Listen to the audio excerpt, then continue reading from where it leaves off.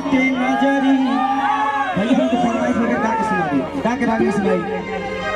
दीदिया के देवरा चढ़ौले बाटे नजरी दादा है भैया का स्किल तो आप लोग दे दे रहे हैं यार दीदिया के देवरा चढ़ौले बाटे नजरी दीदिया के देवरा चढ़ौले बाटे नजरी के दीदिया के कौन चाहे जबरी के दीदिया के कौन चाहे जबरी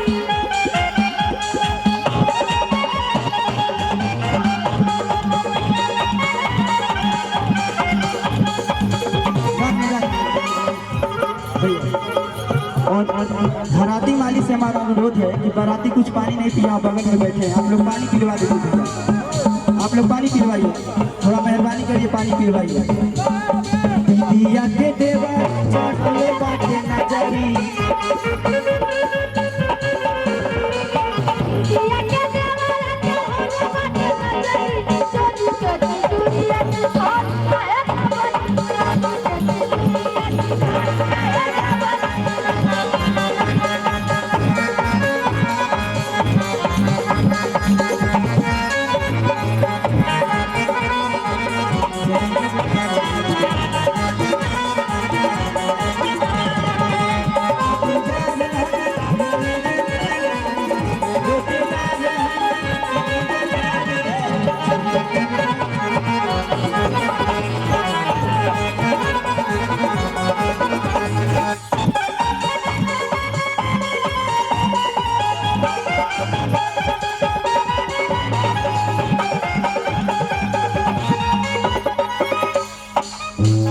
चाहे जैसन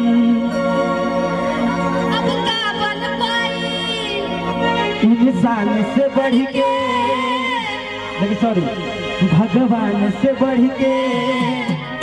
तू बड़ा भाई शायद आज हमारा जौन भी किस्मत बा हाँ ये गाना आपके लिए है, ठीक है जौन भी किस्मत हमन के पास शायद करिए हो जैसा आज यहाँ अगर खड़ा बानी के तो उन्हीं दिन बा और हमारे बड़े चाचा का दिन है तो उनके लिए कहना है कि केहू तोहरा जैसन अब का बन पाई भगवान से बढ़ के तू बड़ा भाई भैया तू ही जान परान हमारे खातिर तू भगवान भैया तू ही जान परान हमारे खातिर तू भगवान प्यार मिले ऐसन राम ऐसन भाई से तोहरा जैसन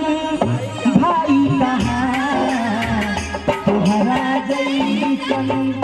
यार कहाँ तोहरा जैसन भाई कहाँ तोहरा जैसन